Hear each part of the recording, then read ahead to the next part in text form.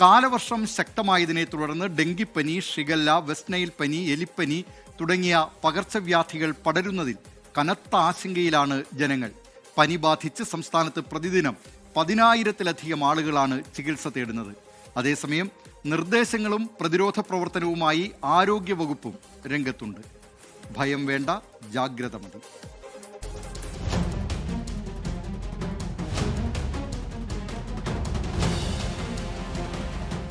സംസ്ഥാനത്ത് പനിബാധിതർ കൂടുകയാണ്. സാധാരണ പനിയല്ല, ഷിഗല്ലയും നിപ്പയും ഡെങ്കിയുമെല്ലാമുണ്ട്. പ്രതിദിനം 10,000-ലധികം പേരാണ് പനി ബാധിച്ച് ആശുപത്രികളിൽ ചികിത്സ തേടുന്നത് എന്നാണ് കണക്ക്. വയനാട്, തിരുവനന്തപുരം, കൊല്ലം, തൃശൂർ, മലപ്പുറം, കോഴിക്കോട് ജില്ലകളിലാണ് കൂടുതൽ രോഗികൾ. മഴക്കാലമായതോടുകൂടി സംസ്ഥാനത്ത് പനിബാധിതരുടെ എണ്ണത്തിൽ വലിയ വർധനവാണുണ്ടാകുന്നത്. പനിക്കൊപ്പം ഷിഗല്ലയും നിപ്പയും.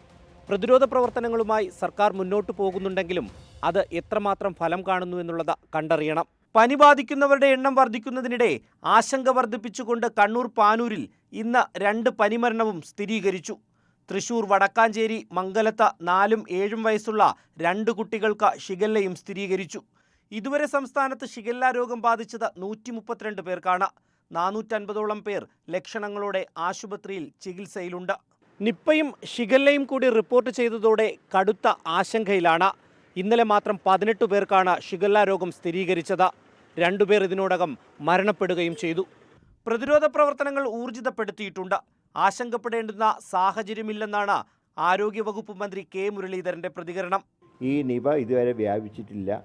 ഇതുവരെ നടത്തിയ എല്ലാ പരിശോധനകളും നെഗറ്റീവായിരുന്നു. ഇപ്പോൾ വെന്റിലേറ്ററുള്ള രോഗി അതേ കണ്ടീഷനിൽ തന്നെ തുടരുകയാണ്. ഇന്നലെ പരിശോധിച്ച ഹയസ്റ്റ് റിസ്കിൽപ്പെട്ട 3 പേരെ ഇന്നലെ ഹോസ്പിറ്റലിൽ അഡ്മിറ്റ് ചെയ്ത് അവരുടെ റിസൾട്ട് നെഗറ്റീവാണ്. ഷിഗല്ലയ്ക്കും നിപ്പയ്ക്കും പുറമെ ഡെങ്കിപ്പനി, ചിക്കൻ ഗുനിയ, മഞ്ഞപ്പിത്തം, വെസ്റ്റ് നൈൽ പനി തുടങ്ങിയ രോഗങ്ങളും സംസ്ഥാനത്തിന്റെ വിവിധ ഭാഗങ്ങളിൽ റിപ്പോർട്ട് ചെയ്തിട്ടുണ്ട്. ഇന്നലെ 56 പേർക്ക് ഡെങ്കിപ്പനി സ്ഥിരീകരിച്ചപ്പോൾ 11 പേർക്ക് എലിപ്പനിയും 3 പേർക്ക് മലേറിയയും സ്ഥിരീകരിച്ചു. 24 പേർക്ക് മഞ്ഞപ്പിത്തവും 94 പേർക്ക് ചിക്കൻ പോക്സും റിപ്പോർട്ട് ചെയ്തു. മറ്റ് ജലജന്യ രോഗങ്ങൾ വേറെ. 200 ആണ് വേണ്ടത്. ഇന്നിപ്പോൾ 50 വരുന്നുണ്ട്. 150 അതായത് ബോട്ടിലാണ്.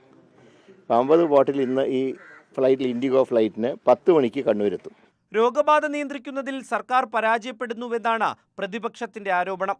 എന്നാൽ രാഷ്ട്രീയ ലാക്കോടെ ഈ വിഷയത്തെ കാണരുതെന്നാണ് ഭരണപക്ഷത്തിന്റെ അഭ്യർത്ഥന. പകർച്ചവ്യാധികൾ പടർന്നു പിടിക്കുന്ന സമയത്ത് ആരോഗ്യവകുപ്പ് ഡയറക്ടർ കെ ജെ റീനയെ സ്ഥലം മാറ്റിയതും പ്രതിസന്ധി സൃഷ്ടിച്ചിട്ടുണ്ട്. News reader 24 Thiruvananthapuram.